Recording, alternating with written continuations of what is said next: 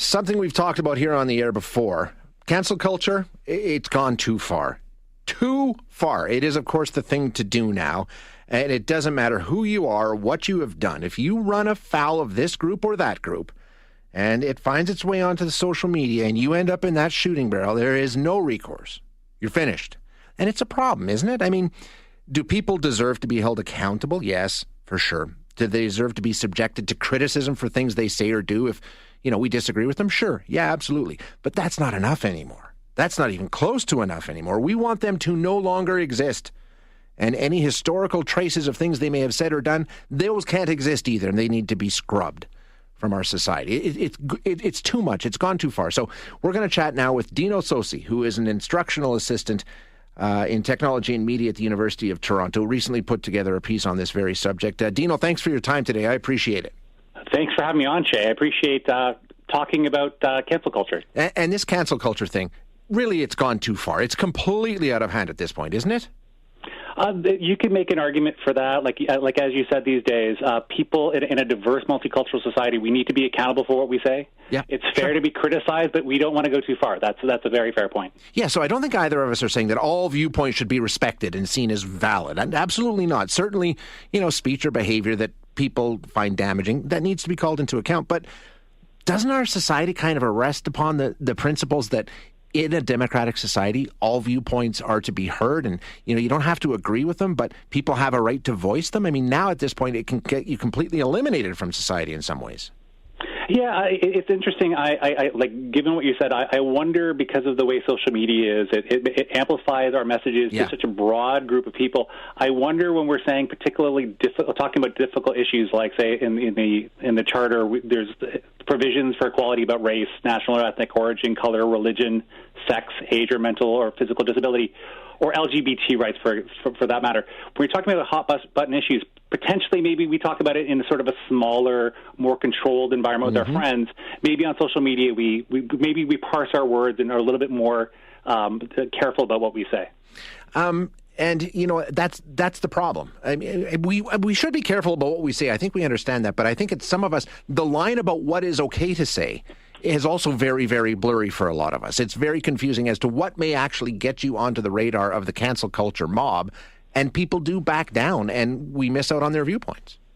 Yeah, and then that's the thing that I find personally the most difficult, is that we want people, we come from such a wonderful, diverse country. We want people to be able to articulate their various perspectives, their various viewpoints, and share them with us, because if we don't know what they're saying, we don't know what they're thinking. And it's great that we give people opportunities on social media, in public space, to say them.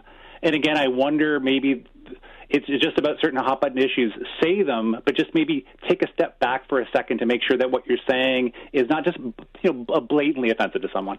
And so again, expressing ourselves, but keeping in mind that we live among a community of peers and loved ones and friends and potential friends, and ways to express ourselves, but also bring them in.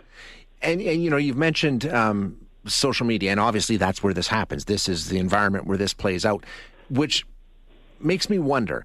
Those Twitter mobs can get crazy, and they can seem like the entire world is coming crashing down on you, but not everybody's even on Twitter. Do we put too much stock into these social media mobs that, as you know, can whip up, within seconds?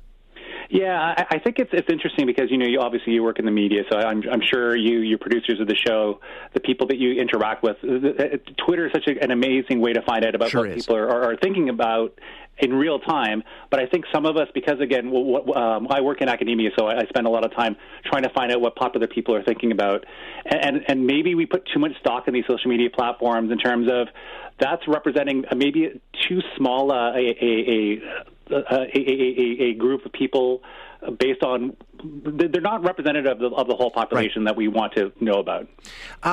Chicken or the egg question. We're in a very, very divided, partisan, hyper-divisive society right now, and I think we all can agree on that. Is that because of this? Did cancel culture come as a result of that? I mean, it seems to me there's a lot of people out there that are on guard and looking for the war, looking for the battle. They love the fight. And do the two work together to sort of fuel it and turn it into this perfect storm? It's interesting. Like, the original roots for cancel culture as a cultural phenomenon came in the early 80s.